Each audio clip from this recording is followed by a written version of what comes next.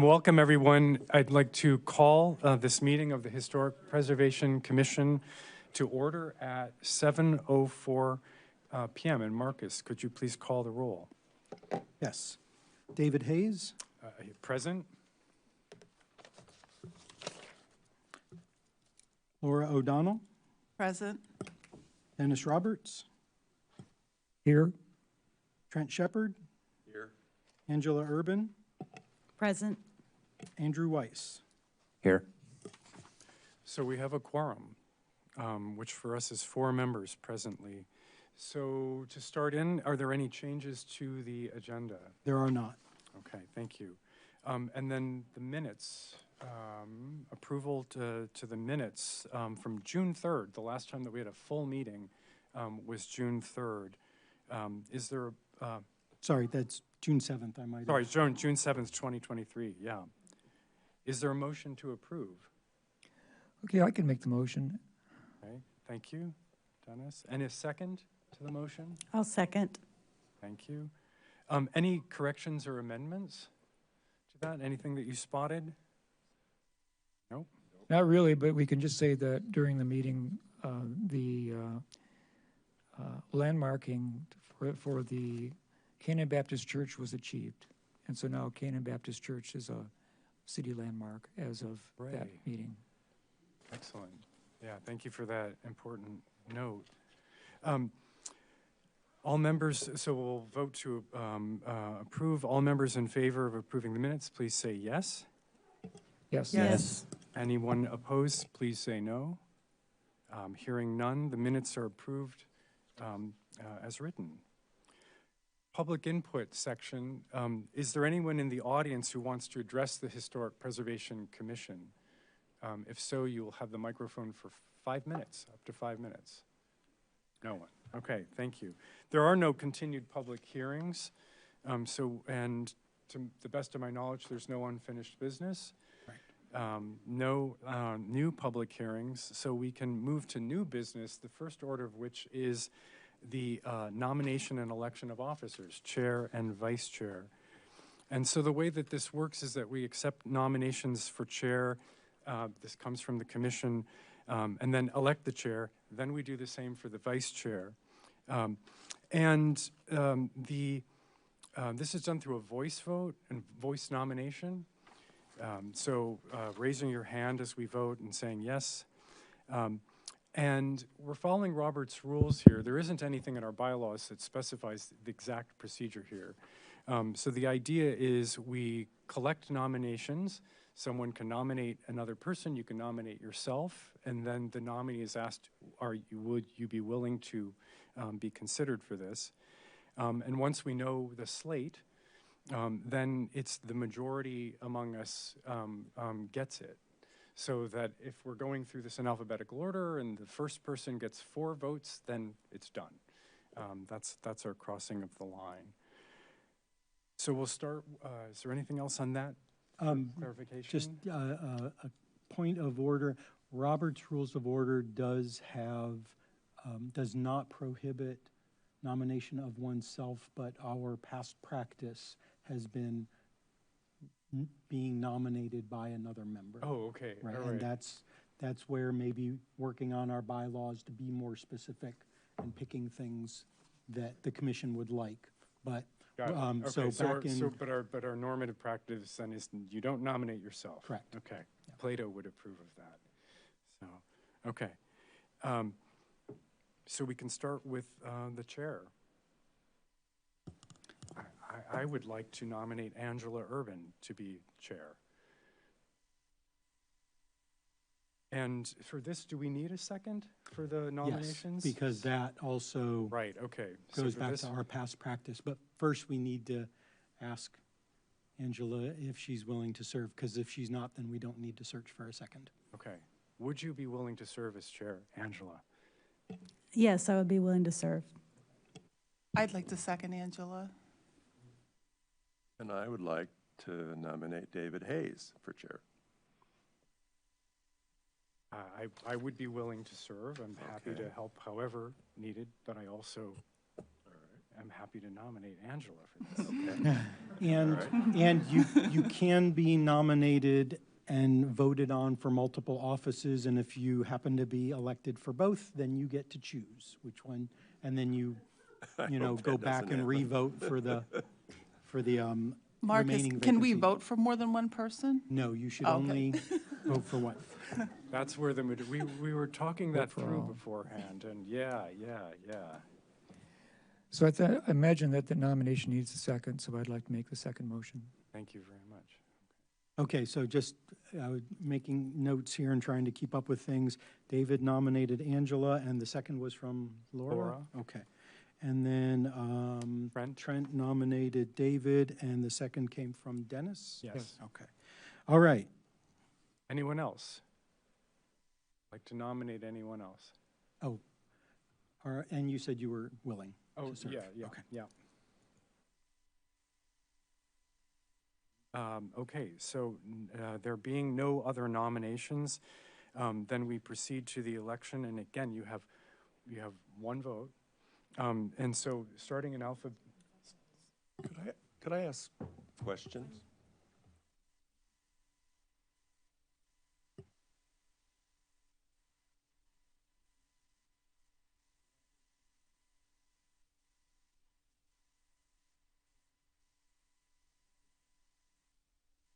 I think it's the, going back to Robert's rules, last time we elected, we only had one candidate.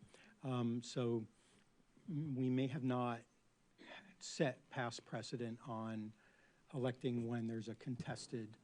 So then falling back to Robert's rules, it would be basically getting having a vote on the first nominee and then having a vote on the second nominee. that's and- what I thought, yeah, Right. yeah. Okay, and Yeah. then is it, if the first nominee gets a majority, it stops there? Okay, That's exactly, that's right. So we Okay. do the one, and we do it in the order of nomination. right, yes. Right, yeah, perfect, yeah. So we would start with Angela. Right. Um, So if you want to, if you can explain that to folks, Right, so the way this proceeds then is so that each of the nominees, we say, as many are in favor of said person to be chair, say aye, and we ask you to raise your hand too. Marcus records that. And then we do it for the other person, but it's whoever gets the majority is the chair. And then we do this for vice chair as well.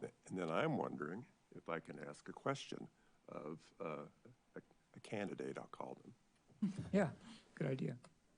I have known David for a long time, and Angie, I know a little bit about you, but not a lot. Maybe, I don't know, to ask your academic qualifications, maybe. I know you're in the business, kind of, but I don't know exactly what. I'm kind of curious. Sure, yeah. So I work at the Construction Engineering Research Lab. My formal education is in urban planning. I'm an alum from U of I.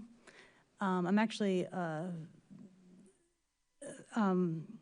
Associate Technical Director at Searle, that location where I work. My professional background, I've worked primarily sustainability the past several years, focusing specifically on climate and environmental issues, past decade, I would say.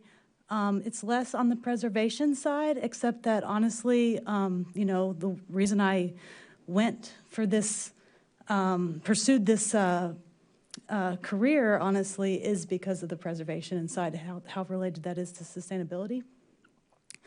So I would say my formal background really started from preservation, but really has changed as my career has progressed, with less emphasis in my career towards preservation. So being able to be part of this commission was really important to me, just because this is really where my roots stood when I first got interested. So, yeah, I don't know what else. That's more than I knew before, so thank you. And- So in addition to care about preservation, there's knowledge of planning, and there is great expertise in construction and technical matters, which, as we all know, that's so key to one's understanding of the realities of preservation, being able to see and assess and, following up on that. And when I think of you, I think of a landscape architect. Yeah. Is there more to you than Uh, that that would- I- that would apply to this commission? Who is that? I keep hearing that guy's name, David Hayes. Who is that? And so actually, I have no degrees in landscape architecture. So I'm head of the Department of Landscape Architecture, but my training's in architecture. My first training, academic training, was through art history, in history of architecture and landscape architecture. So I have a very long interest in the subject, and preservation for me got really illuminated through efforts within this community just to try to save individual buildings. And then through connections with former students, with friends in other places, Rachel Leibowitz, who was here with the state of Illinois, who now works for the National Historic Register, was, although my age, a student.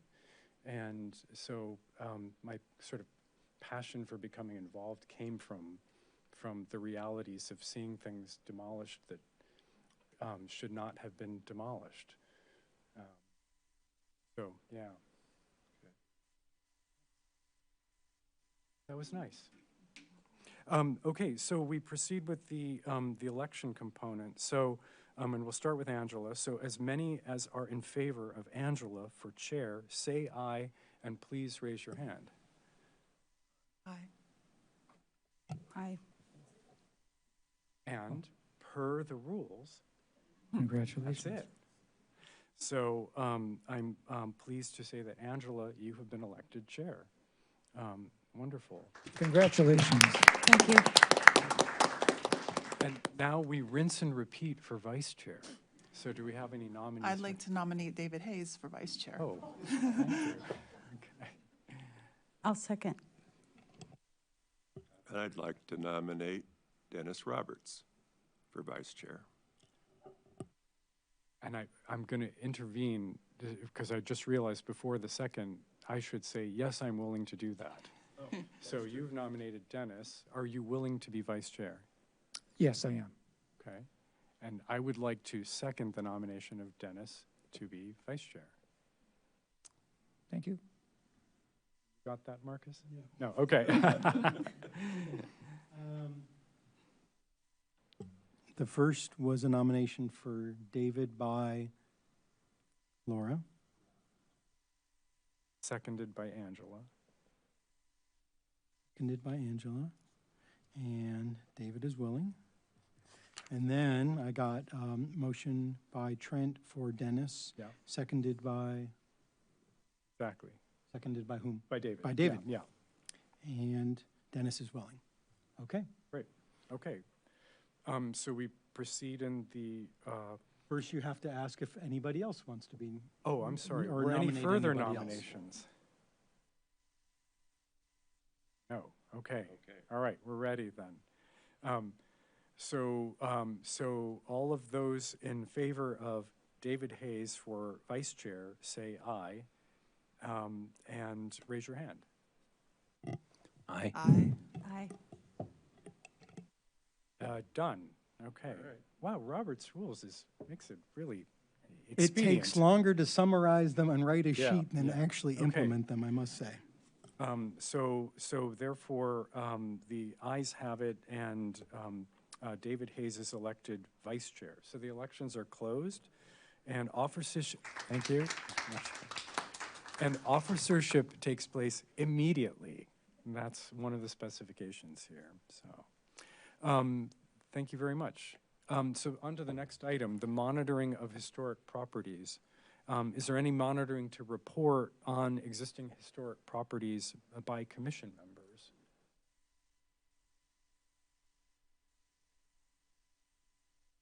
Oh, right. Do we turn this over? Should, the question was, should Angie be running the meeting now if it's Yes. effective immediately? Yes, the officerships take immediate effect. And we had, so Angela, if you would actually take the gavel. Okay, and I wanted to just back up because I think we want to mention the preservation month activities.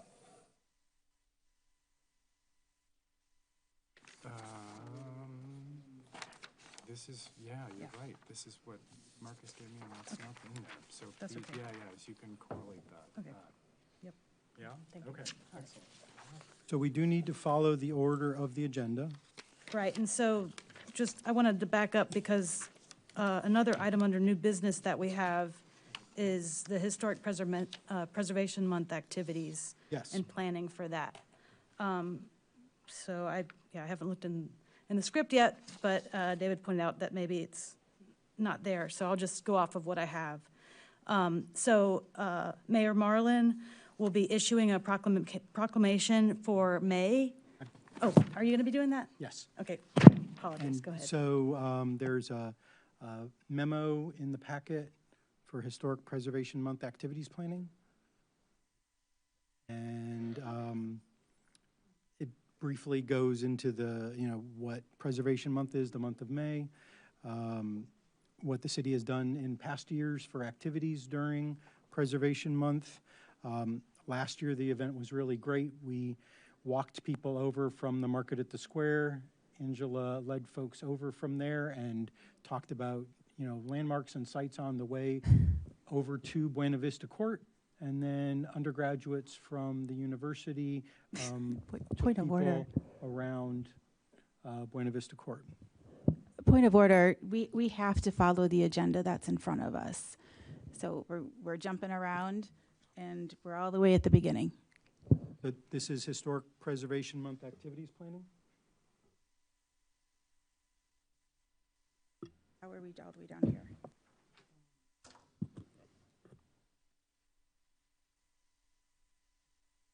Excuse me, I apologize. So we had 30 people attend, and I appreciate so many members of the commission coming. And it also aided and benefited planning students and students that are interested in architectural history to be able to interact with the public and, actually do things, which the division really likes doing that. So for this year, Mayor Marlin will issue the standard wonderfully written proclamation.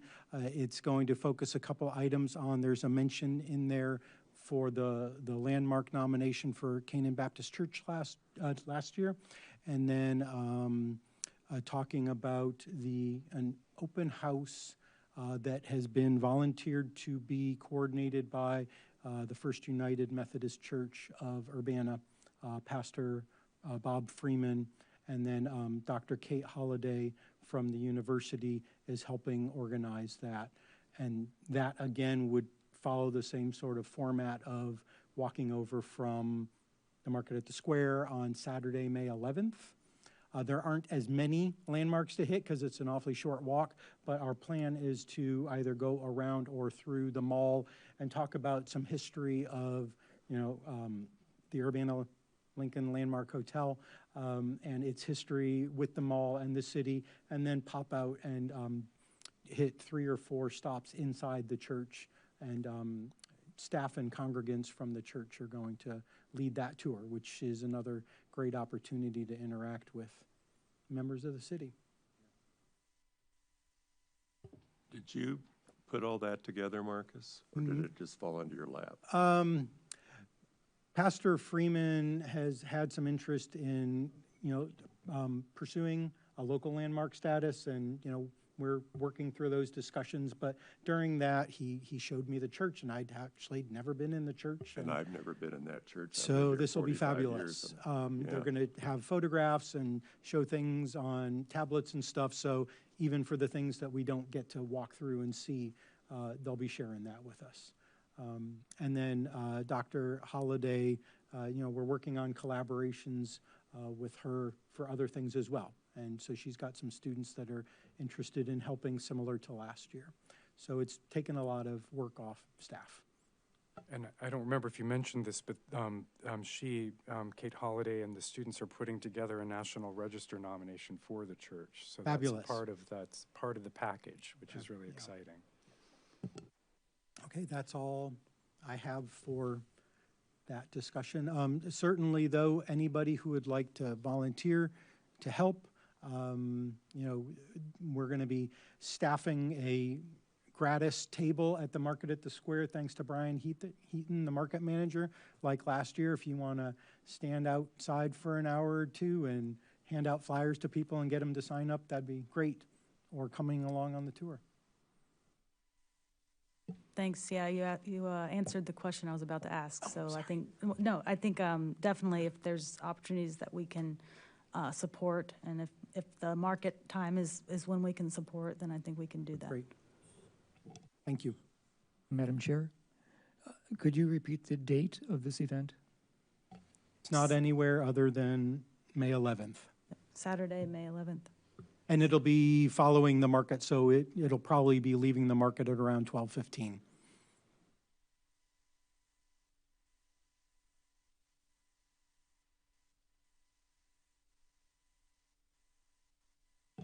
All right. Next order of business is the monitoring of historic properties. Is there any monitoring to report on the existing historic properties by commission members? Okay. The next item is the staff report. Marcus? Staff report is a little short. We've been working on so many things. As we mentioned, Pastor Freeman is interested in possibly doing a local landmark. It might feed off of his national landmarking. So it's really nice when the work can, fulfill two needs, local and national listing. You'll be seeing a presentation from Annie Adams, a member of the Bicycle and Pedestrian Advisory Commission meeting. I saw that at BPAC a few months ago, and it's like this really ties into historic preservation. We are looking at reviewing the bylaws for all of the boards and commissions, trying to make them a little more consistent between them. So once we have that drafted out, we will be bringing those to you for review.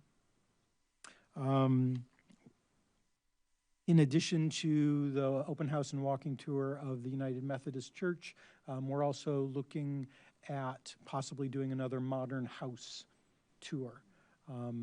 Dr. Holliday is interested in doing that. She has some graduate students working on a course. There's going to be an exhibit for her course at the Cranor Art Museum next spring. So it might be a little Preservation Month 2025, but we can, maybe stretch his Preservation Month back into April or something, or at least the event for it. So that's really great. And let's see, I gave a virtual lecture to a historic preservation class at the School of Art Institute of Chicago on the roles of the Historic Preservation Commission and planner. So, educating people on the things that you and I do for historic preservation. We had the landmark in June 7th of last year for Canaan Missionary Baptist Church. We've been wrapping up some of our certificates of appropriateness, primarily one in Buena Vista Court. Andrew Fell finished off Buena Vista Court number 2. Looks really great. Work continues at the Hotel Royer. All of the roof work has been completed, so that certificate is closed out, and then the exterior work continues, so that second certificate is still open and in process. We did determine that certificates of appropriateness do not expire, and they are transferable to a new owner. The ordinance states that no person shall cause to make any undertaking without the city having first issued a certificate of appropriateness, end quote. According to our zoning administrator, Mr. Garcia, once the certificate is issued by the city, the work has been approved. It doesn't matter who the owner is or who does the work, as long as the work follows the approved certificate of appropriateness. Now, we talk to or plan on talking to the new owners. If they don't want to pursue the certificate, then we close it. If they want to continue the certificate under the approved plan, then that certificate stays open until they finish the work. And that's the end of my staff report. I'm happy to answer any questions if anybody has any. Any questions? I don't have a question, but I do want to make one follow-up, and this is for people listening too. The name Kate Holliday or Catherine Holliday has come up a couple times, and you might not know who that is. She's a new faculty member. She has at the University of Illinois. She has a 75, sorry, that's my text message horn. She has a 75% appointment in architecture, 25% in landscape architecture, but she comes to us from Texas, where she's done remarkable things for many years, including creating a phenomenal architecture study center there. So she, in terms of the the exhibition that you mentioned there, that is really specifically looking at architectures by Jack Baker, John Replinger, and Dick Williams. But instead of focusing on the buildings and their details and their forms, it's looking at them as frames for cultural activities, artistic performances, musical performances, performance art, and then all of the political conversations that happened within these. So it's really looking at them as incubators of a kind of richness for which this area is known. So the exhibition at the Krannert Art Museum, there's a team of people. I'm part of that. Kate Holliday's on it. John Seidel, the architect Jeff Poss is part of that. That'll have photographs of the houses as they are now, along with samples of, for example, recordings of music that were performed in the house. And there's going to be programming that goes along with that, so that each corner of the museum will be a kind of simulation of some part of the house. You'll feel like you're in the house as you're experiencing a conversation about politics, a musical performance, a dance performance. So we're very excited about that, and Kate's bringing a lot of energy. The course is called The Experimental House, the one that she's teaching this semester. And some of the houses are in Urbana and some of the houses are in Champaign? Or, I'm not sure. I guess that's a question. Yeah, because definitely, well, Erlanger House, I mean, we're picking, which are the key houses. So Erlanger House will be one of them, but as opposed to Jack's apartment, but yeah. Can you repeat, when will that exhibit take place? It's planned for spring of 2025. Yeah, so. Thank you, that's really exciting.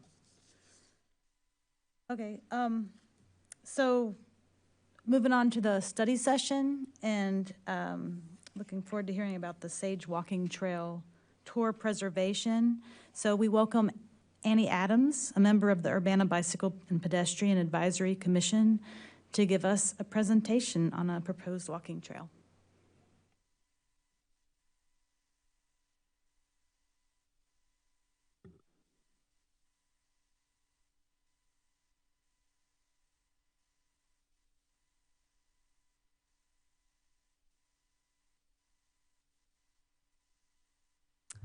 Hi, everyone. I'm Annie Feldmeyer Adams, also known as Annie Adams. And I, because we were all talking about how we got here today, I thought I would share with you how I got here. I went to the University of Minnesota. I grew up in Wisconsin. I went to the University of Minnesota. I got an art degree there. It was self-designed. I moved to Chicago, lived there for many years. I went out to and got a master's degree at the Rhode Island School of Design. And I moved back to Chicago, and my work focuses on creative placemaking. So creative placemaking is what what makes a place a place? What's unique about a place? How do you get people to occupy a place? How do you get people to love a place? So I'm on the Urbana, on the Bike Pedestrian Advisory Commission. I also work for the University of Illinois. And I've been working with the commission on the Sage Walking Trail Tour. I've presented a few times to them, and I just noted the dates on there. And I am presenting to you, and then I would like to just continue to present to each of the commissions and factions, because I think a lot of us don't know what's going on in each other's rooms, really. So I sort of think this might be a good way to kind of get people on board. So what is it? The Sage Trail Walking Tour is based on the successful Turquoise Trail Walking Tour, a 2.5-mile loop through downtown Tucson that highlights structures and 23 sites of historical interest and is marked by a turquoise line on the sidewalk. The Turquoise Trail is a 2.5-mile loop. The bright blue turquoise color was chosen because it was the only paint the city of Tucson had available that did not signify a water line or underground utility. It's my understanding it was extra paint. So you can, I'll show you a better picture of the paint, but the bright blue 4-inch turquoise line is on the sidewalk, not on the street. And it is, the machine that's used to make the paint is the one that is used in the middle of the road to stripe roads. So you can see a little bit of a better line there of the Turquoise Trail. So you can be standing on one side of the street and see that it's over there and walk. Walking the Turquoise Trail, you'll loop by hotel entrances, restaurants, bars, murals, sculptures, historical markers, historic neighborhoods, museums, parks, landmarks, and city buildings. It's an enjoyable way to explore the city without a map or mobile phone and not get lost. As a visitor to Tucson's downtown, you'll find it hard to miss and easy to learn about and discover the map with an internet search. So I just kept seeing this blue line everywhere, and finally I was like, what is this? Radical, it's a radical concept. But don't worry, we will have both. we will let you experience. I also do, just a little background, I did something many years ago called Imbibe Urbana. I did Urbana First Fridays, and now I do something called the Urbana Amble Front Yard Garden and Art Tour. And I have found with the Urbana Amble, people like a printed map, but they also like a digital map.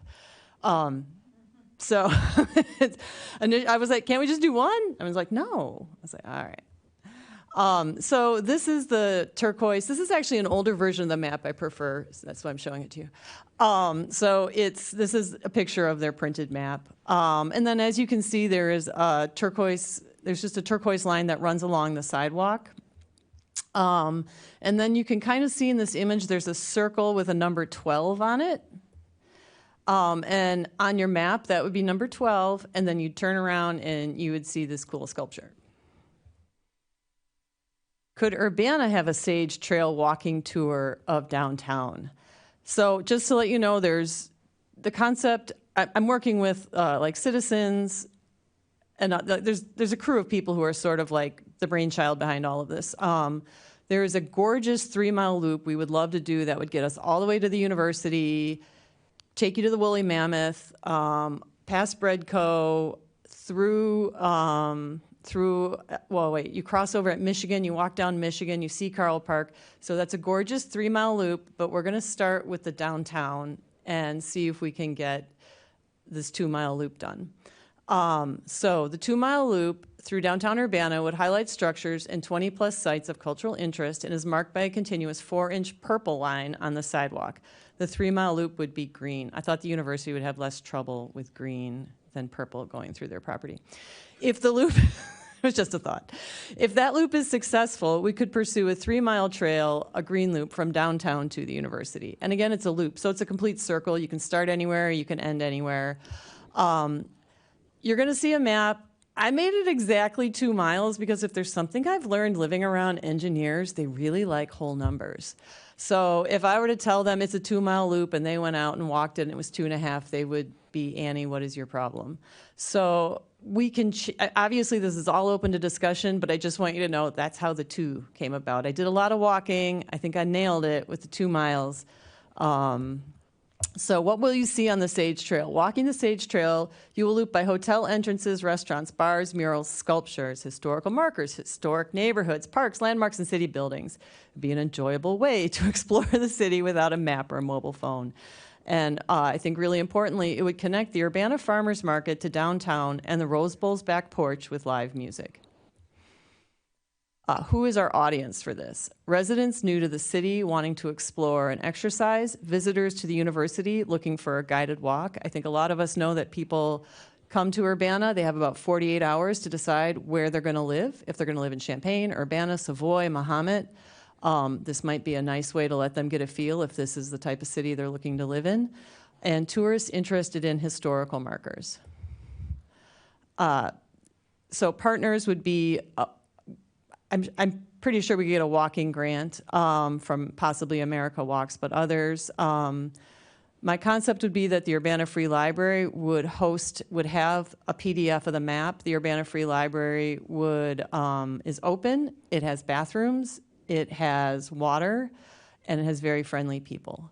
The Urbana Arts and Culture Commission, this is you, Urbana Historic Preservation Commission, the Urbana Bicycle and Pedestrian Advisory Commission, Urbana Park District, University of Illinois, MTD, VO-Ride, Hotel Royer, Urbana. These are just some tour partners where we could host maps. So this is a picture of the map, the 2-mile map, and I started in front of the Hotel Royer. I'm just going to verbally walk you through it, and then I'll take you to a better image. Just kind of depends how you map things in your head. So you start in front of the Hotel Royer, you head towards a store called Bohemia, you take a right, you do a mid-block crossing towards Cinema Gallery, you go through Goose Island, you take a left, you head towards Rose Bowl, you take a right, you head down to Boneyard Creek, you take a left, you head over to the giant Burr Tree, you head through the parking lot, you go through the Boneyard Creek, you head around Station Theater, you come up the street, anyway, it loops, and then you eventually end up at Lincoln. I did all mid-block crossings, so you don't have to wait for any signals, and they're actually safer than signalized intersections, but you don't need to know that.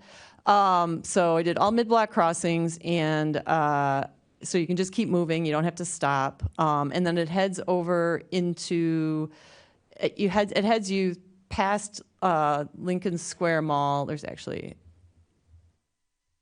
oh, I didn't put that one in. All right. Oh, there it is. It heads you, towards the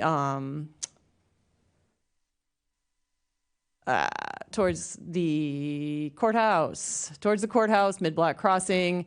You head towards the mall, and then you head through a neighborhood. You head towards Leal School, that gorgeous WPA building, and then you head through the neighborhood and back to the library, and you're back.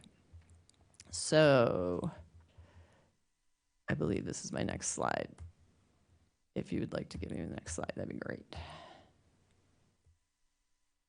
Oh, okay. So this is a digital slide, a digital image of the existing loop. And as you can see, if you click on different images, you can pull things up and you can see murals, you can see churches, you can see houses. And so this is just sort of the existing map and what you'd walk around and what you'd be able to see. There is a QR code that will take you to the digital map, and then there is also a short URL. And that's what I got. So the next steps are to, what I would love to ask for would be, I actually wrote it down so I can say it right. For a resolution of support for a walking trail and for the city permission to pilot temporary sidewalk markings and signs along the trail. With the resolution of support, I would like to present the trail to Urbana City Council. So the next step would be to put down like chalk markings. So people would be able to follow along on the ground, and people would be able to iterate on if this is a good loop, if the loop needs change. I mean, I worked with quite a few people to get the loop down, so that was really helpful for me. So, you bet. Which, yeah, yeah.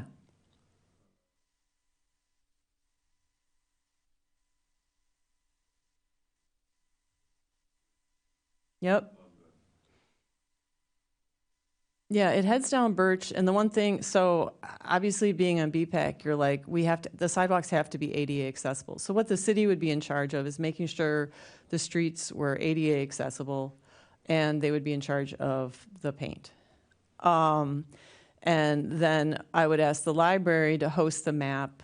They have a historical preservation space there, so I could work with them, and so it would be a partnership that way. But what I discovered on Birch Street, I was walking down Birch this past week, and I discovered actually if you walk if you walk on one side of the street, you actually don't have to repair anything. Is the simple answer to that. But yeah. So it's down Birch, and the only tricky part, honestly, in my opinion, of the loop is it cuts through the school. That's what I was just going to say. Yeah, that's the only tricky part. Now, it is, obviously, we all know it's public property. We know the city owns, we know the city owns the street. We know the city owns the sidewalk. And they have those big fences up because the kids, not so much to keep the kids in, but it's because they don't want the balls to be hitting people and things. So that's the only tricky part, is it cuts through that little space. And there is a gate there. There is, yep. On the Oregon Street side. Yep. And generally when school's in session, they close it, not to say you can't open it. But Right. the kids are out there kicking the ball in the street. Yeah, and if you're a visitor. You've thought about this and. Yeah, and if you're a I'm just visitor, you might wondering. not feel welcome to open it. You might feel, like I wouldn't. I'd be like, I don't know if I can do this. But if you know. the sage line went, or the purple line went through there, that'd give you some more confidence. Yeah, if you see it, you'd be like, or if there was like a little sign that said, okay, for sage only or It's something. a really crummy sidewalk right through Yeah. there. Beautiful trees, though. There's some gorgeous little trees growing there. And I know that the school is thinking about redoing that big green space, so I kind of thought that might be a nice thing to highlight. Yeah. But yeah, we can obviously. There's also the other the other space I thought about, because it does head by. If you're on Birch, you can see Lincoln's house. It's like right to the left. It's not Lincoln's house, but it's where Lincoln slept. But there is that cute little alley a little bit further down, which is the one that I would probably end up going for if the school is like, this is too weird. I think I would just be figuring out how to do the cute little, it's like, I forget the name of it, but there's that little alley that cuts over. Because I'm trying to make a safe space. The other thing too is the Boneyard Creek, we stay above ground. We do not go below grade at any point.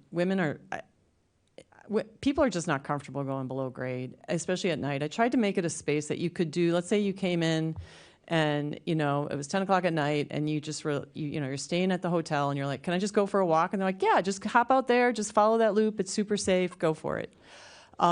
So that was one thing I really tried to consider, is how do you go through spaces that are very comfortable, you don't feel awkward in. So that was another thought, because people always ask, why don't we go below grade? I'm like, well. I love how this goes through a neighborhood as Yeah. well as downtown. I'm curious about the decision to pull the route all the way down to Oregon. I note that on this map, you don't have anything marked along the way as something to see. And I'm just thinking about, things that might be a block north of there or something, if there's a little more circuitous route there, that it might get you close to like All Souls Presbyterian, for example, pretty beautiful building. So I was just curious about that, because you cross big parking lots. Yeah, to lots get of to- parking lots. Yeah. We got it. We got to, we're really in love with our parking lots here. So, yeah, so just as Yeah. a suggestion, there might be a way to weave it more around Lincoln Square to get you, back to Race Street and then Mhm. wind around a little bit and even come around Leal, because I think that the north side of Leal is pretty interesting too. It's Mhm. right up flush with the street, and that corner has the great garden that the children tend Mhm. with teachers. Yeah, yeah, yeah, yeah. Good point. Yeah, and that northern exposure. So I didn't know, but maybe there was a specific reason for Oregon to be, yeah. None whatsoever. I was just trying to figure out my normal walking routes. And so this was just sort of how I normally move. So that was all. It wasn't, Okay. yeah. So I'm open to any thoughts or ideas. I mean, that's how I ended up with that nice mid-block crossing. Like, Bill Brown was like, "Hey, Annie, what if you move it over here and go?" Like he sort of helped me move through different. He was like, "Can you move stuff over here?" I've had a variety of people make suggestions, so I would love any thoughts or ideas of how to get it to work better. Madam I Chair, Yeah. I would agree with David Hayes that it takes the walking tour awfully far south Mm-hmm. which doesn't really focus on the downtown, which I think is pretty important. And I'm a little bit surprised that you don't use Main Street, which is many historic marked houses on it. And we've just made a new historic landmark at Canaan Baptist Church, which is a unique Royer building that we're celebrating. They're soon to be having a plaque dedicated at their church. And take it through, past, Strawberry Fields and other businesses, in that area. I think would be more useful for people and Yeah, I maybe did more want to go focused. down. I did want to go down Main Street. I really wanted to see all those gorgeous houses. We have a hard time. That street's tough to cross. So you got to imagine you have people who are pushing strollers or pushing accessible devices. So we have to make sure that people can safely cross Main Street. Right now, cars drive very fast down all of it. It's But- interesting. I have never seen that. I've been on Main Street fairly often, but of course, what you're thinking about doing is also engaging the city and probably making some improvements and maybe also accessible street entries Yeah, from it'd the be great. sidewalks as well. That would to be make awesome. to make this a really viable walking tour. Yeah. So, and that's the other issues I couldn't figure out how to get from if you go down to the Boneyard Creek and you're sticking to 2 miles. And again, I'm totally open if you can figure out how to get the loop over to Main Street and back again. So that's all. It's a game. I mean, it's literally like the game is how can you keep it moving? But yeah, I really wanted Main Street. Yeah. Well, maybe the Historic Preservation Commission can put some input into your would love plan that. because so far this is the first time we've ever heard of it. Yeah, it'd be great. Be totally open to that. And Yeah. your goal is to keep it at 2 miles, so. and- Yeah, if we say 2 miles, if we make it 2.5, people won't be intimidated. You can also do it on your lunch hour. I know we're going to be getting a couple hundred new people, working downtown here. So I think it would be really nice for people. If you just can't make it too long, because people are intimidated by it, but if it's too long, I feel like, well, it'll take me an hour. But if you're like, 45 minutes, I got that. I can do that. Annie, looking at your next step Mm-hmm. of a resolution of support, would that be simply a general resolution of support for the concept of a walking loop and not a specific route? No, I think the route is, all along I've known the route will be the trickiest part. Because, for all the reasons, right? Because once it's set, it's fixed, right? You're not going to go back. You're not going to change your maps. You're not going to change your loop. Like, once it's set, it's set. So the route is really the trickiest part. Well, and I wanted to add, I really like that you do include the Boneyard area. And while I wasn't familiar with the Turquoise Trail in Tucson, I have done other loops like this. For example, in Boston, of course, there's a very famous trail that I've taken myself with my kids, not having any kind of GPS or paper map, and just followed the brick trail, walking trail. So the same, I think it's excellent, especially for newcomers, or like you mentioned, just getting some exercise outside. So I like that. I do think, because this is the first time we've seen the map, if you're willing, and it sounds like you are, for us to kind of, think about, well, what's missing here from the preservation side that we'd really like to highlight within downtown, or just, as you have, getting more into the neighborhood areas. We definitely have a lot of, walking trails we've done, or walking tours we've done in the past, but also there are significant landmarks that we might want to make sure are highlighted here. Yeah, and make sure, like, when you're, like, go out and walk and look around, and if you're like, I'm bored, right? Just be aware of that and say, not so much. And the Turquoise Trail right now, it goes through that giant parking lot behind 25 o'clock. I'm not crazy about that. There is a mural there. I'm not crazy about it, but that's like one space where I'm like, eh. And what else? What are the other spaces where I'm like, eh? I'm trying to think, this area. I just know, like, the 3 Mile Loop is, like, beautiful.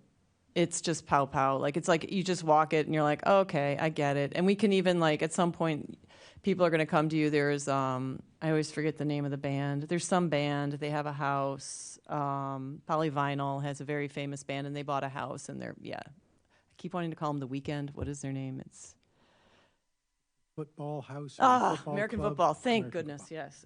American Football House. So, on that one, you would just, like, point to it and be like, oh, it's over there. Because that's what people are looking for. People are trying to find the American Football House.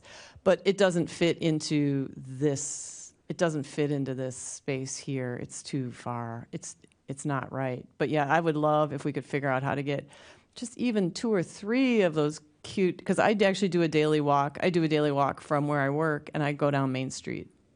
And I was just so sad when I couldn't figure out how to get it in here.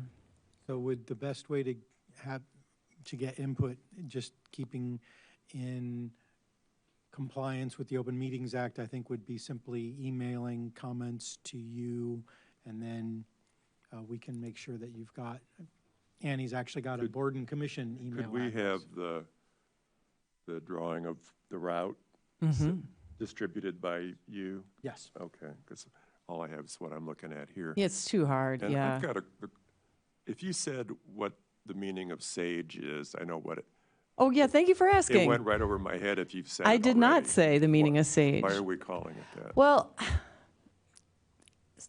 I'm glad you asked. I came up with it because I needed a word. I needed some way to talk about it. I was going off of Lincoln. I was thinking about Lincoln, and then I was thinking about plants.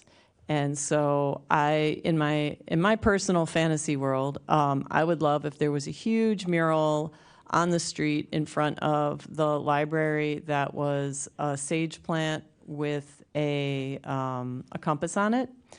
And so it would spin off there into your purple and your green loops.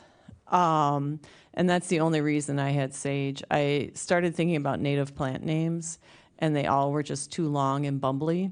So I was trying to come up with something that was easy, repeatable, and memorable. And I ended up with sage. And again, I'm open to new names. If we have new names, Could yeah. one of the paint colors on the sidewalk be sage green? yeah, Or is that- exactly. Or is that too No, that's, boring? yeah, no, it's absolutely, like, I think that's the reason why I kept coming back to sage. I tried a bunch of other words, and I was like, well, sage works, because, it's about wisdom, and it seemed to work, and so I just stuck with it, but I am totally open to other words, if people have other words. But yeah, that's how I came up with the purple and the green, was sage green and purple. But yeah, if the other loop goes through the university, though, that's the only thing, is I could see them being more open, I know, to orange or blue, but to green. which is why I went with purple. And I don't think purple downtown, you know, it's a little pop. So that's it. But again, open to a new name. Yeah.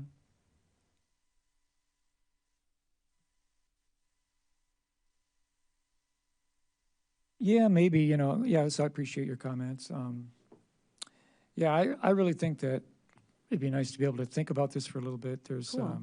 As far as like the historic aspects of it, walking behind Lincoln Square Mall through the parking lot and then down to Oregon Street seems to be, to me, misdirection of what could be potentially a much more interesting route. But I don't know, how set are you on this? It sounds like you're very set on it, and I'm just sort of wondering how flexible you would I be. am not set on it. I Okay. have just somehow managed to figure out a 2-mile route that I like walking. And are you anxious to get this done right away? I mean, you're to get I this don't assessed know. done? No, Okay. I don't think so. I mean, I think the next steps are to like just keep presenting it to commissions and saying, what do you think? Like, let's just try to get people on board for this idea and let's just see what people want.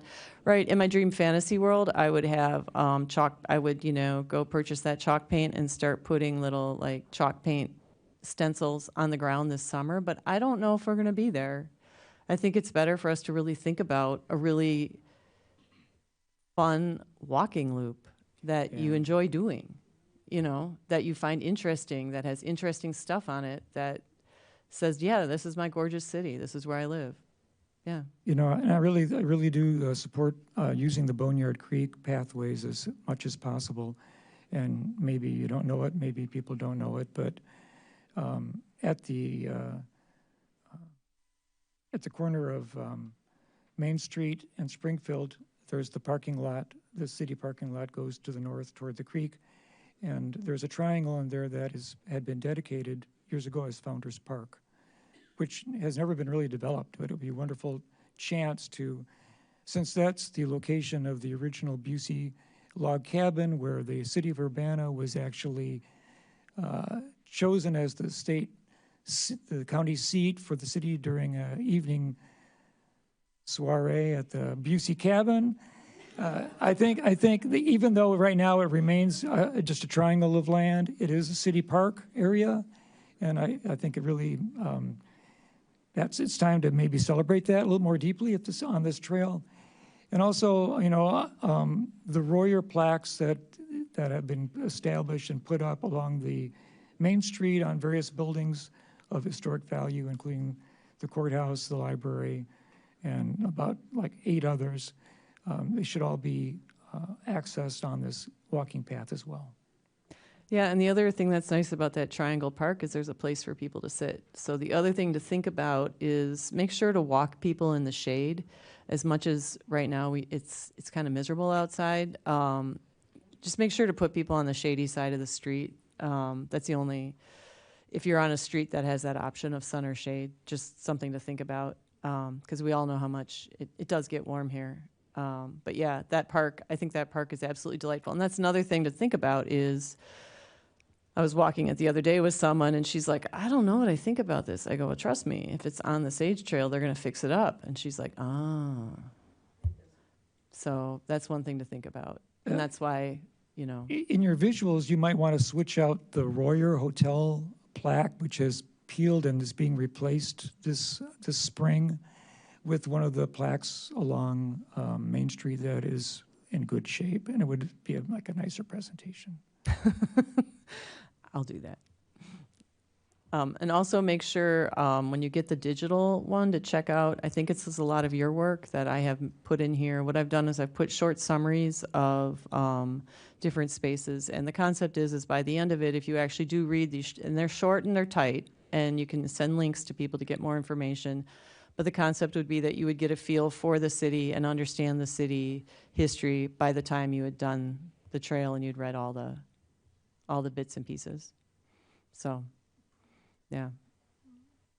I have to say what's amazing for me as a person who didn't create all this, as you all, I suspect, are the people who have made a lot of these things here, is Royer is what an interesting architect. I mean, he was like, oh, you want me to make a WPA building? I'll make a WPA building. Oh, you want me to make, like, he's just like, what kind of building do you need me to make? I'll make that. which is kind of cool. So, yeah. That's it. So, yeah, so Marcus will share it out. I'm open to whatever. I'm open to a new name. I'm open to a new path. And I think what I'll do is just keep collecting comments and keep collecting maps and ideas, and see where we end up. Does that sound good? Yep. Well, All thank right. you so much, Annie. We really appreciate you sharing this with us, and we look forward to continuing to collaborate. Awesome. Well, thanks so much. Seriously, I really appreciate all your work. And honestly, like this map here would not be what it was without your work and the people who have been here before. And not even like the actual map, the actual physical buildings. So thank you. Appreciate it. Thank you. Well, we have one more item on the agenda, but before we get to that final item, which is the recognition of Alice Novak for her service to the Urbana Historic Preservation Commission, and of course, the City Hall's appreciation towards Alice. Does anyone else have anything they'd like to announce?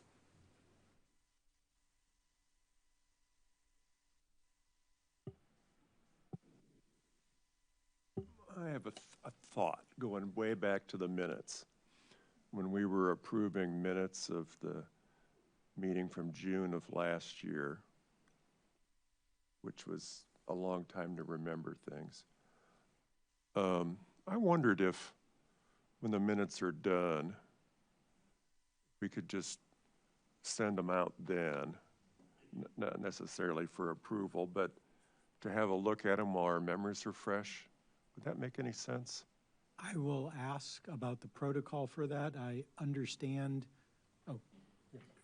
There- I understand the thinking about that, you know, getting it fresh, especially, you know, our Design Review Board Commission has not met for 3 years, and so they're going to be asked to review and approve minutes from 3 years ago.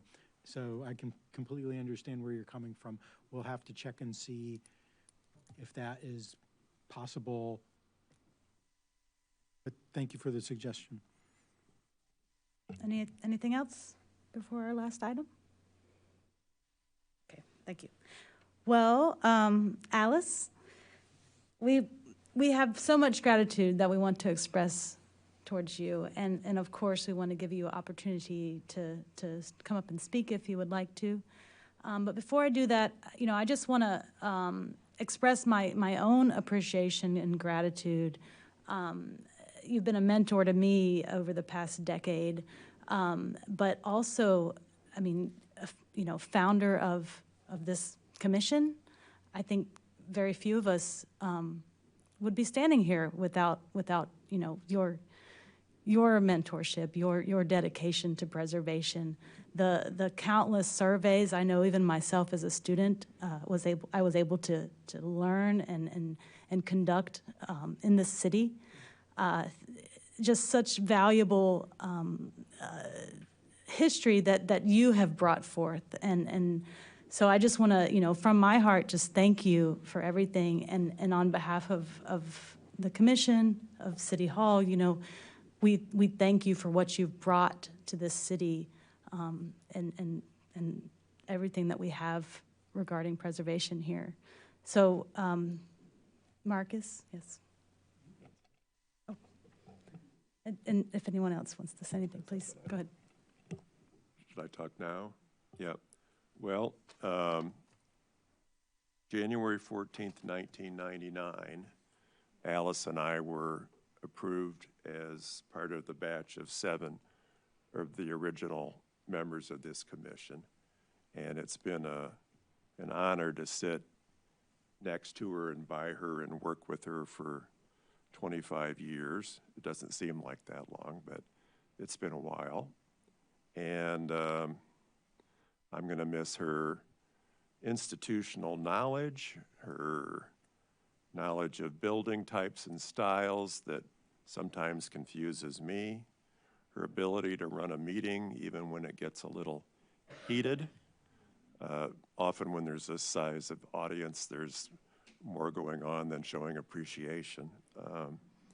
Her dedication to preservation in general and to this commission, all the extra hours she's put in that, going to approve things at the city building, administrative approvals, that all takes time. Planning, historic preservation, months for years. It's just irreplaceable, I think, really. And I will miss you, and we will miss you as a commission. So, thanks for all those good years together, Alice.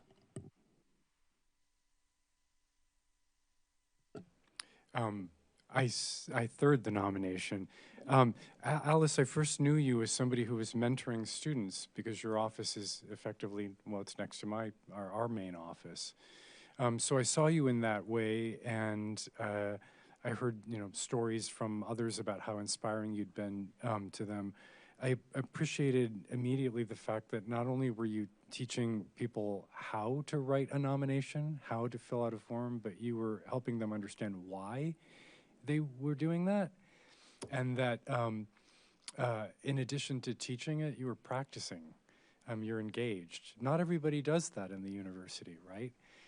So the mission of the university, of a public university, is a land grant is, in theory, to do exactly that. But the nature of the University of Illinois for a long time was to kind of privilege distance. But you've been in it. So it was unsurprising to me that as I started to get fired up about the Burnham Mansion and other things, that you were so helpful in mentoring me into how to write a letter, how to express concern, how to keep calm even when I was really, really frustrated. And then also through you and some of the people who you've mentored, it's like how to keep going even though you didn't win. This is heartbreaking work. When you win, it's joyful, and when you don't, it's heartbreaking. But you keep going. So I really appreciated that. And then you recognized that this is something I care about, and you invited me, to consider becoming part of this group. So it's been really wonderful to do that and to keep that connection with you, to grow that connection with you. So thank you. Yeah, I'd really like to add my congratulations to your really inspiring leadership of the Historic Preservation Commission. And I think about all the activities that you allowed to happen and coordinated to happen. I remember being rather amazed that you could conduct a workshop during Historic Preservation Month about uncladding a house from its aluminum siding, and that somebody agreed to do it. And of course, it was your inspiration that allowed the Historic District downtown to be created, and you took that all the way to the Historic Commission in Illinois State, and just a lot of personal time and energy you put into it. You were that kind of the terra firma, the rock of the Historic Preservation Commission for so many years. And I just think that it's just wonderful that you're being recognized tonight. Congratulations.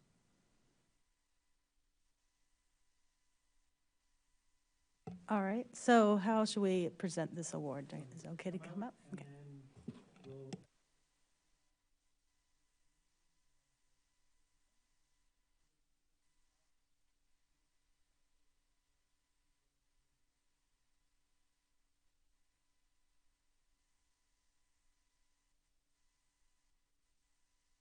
And no city business will be discussed after we are adjourned.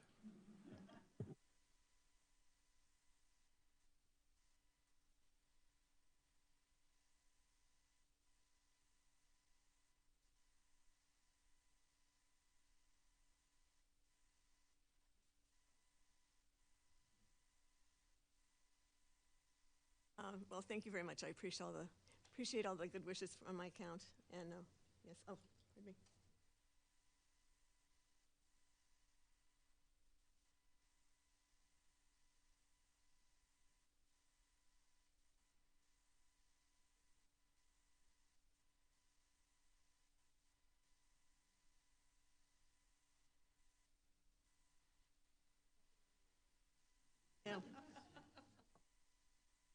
Terry picked that out for you, Alice. She's got good taste. Anyway, I'm not dead yet, but and I still have energy in me. So I see retirement as an opportunity to drive you guys nuts full time. So really, this was just such a great experience most of the time. Yeah, it's, you know, to go out and do battle with attorneys and other people. But I'm just so grateful for the times that I've been able to meet new people and meet people like minds like us and get things done. And it really takes an army of a variety of people, including city folks. And I always, you guys know, anytime I have a chance, I would brag on the city staff that we have. And they are fabulous. And we've been really lucky for many, many years to have lots of good folks on planning staff. And we're able to get more done in Urbana because of that. And everybody benefits from that. So anyway, thank you very much. Appreciate it.